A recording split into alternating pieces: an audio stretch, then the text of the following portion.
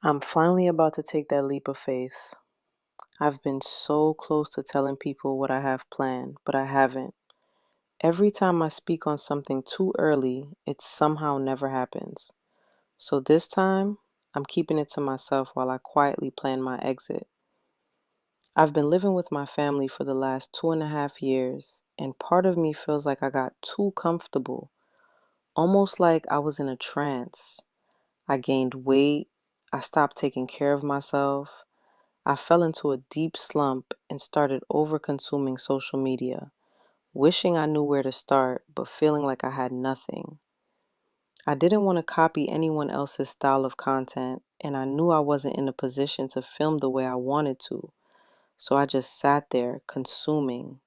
And honestly, they let me. Nobody called me out on my shit.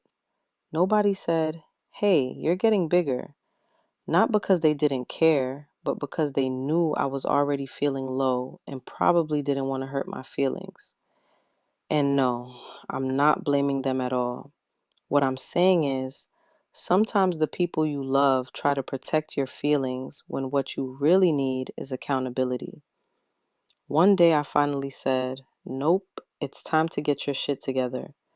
I've had so many thoughts and ideas about how to rebuild my life, but I never stayed consistent. I'd get discouraged and quit.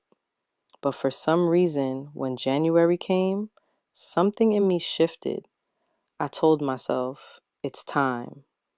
So I decided to finish a project I started almost 4 years ago, my sleepwear company. I'm finally bringing it to life. But honestly, I can't even work the way I want to because where I'm living, there just isn't enough space for me to fully create. Living in New York City has been a dream of mine since I was 12 years old. I wanted to be a supermodel like Tyra Banks. I wanted to play in the fire hydrants with the kids, experience snow in the winter, and see everything New York had to offer. To this day, I still don't know if I was trying to escape my life back then or if I truly just wanted something bigger for myself. Nobody in my family wanted to take me to New York.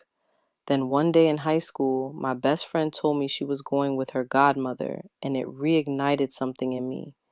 I prayed and begged my grandmother to let me go, but she meant what she said. No. I didn't make it to New York until I was 39 years old, and since then, I've gone back at least once or twice every year. Something has been pulling me there for over 27 years, and I'm finally listening to it.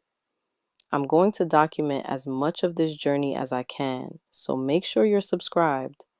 This is me rebuilding my life in real time.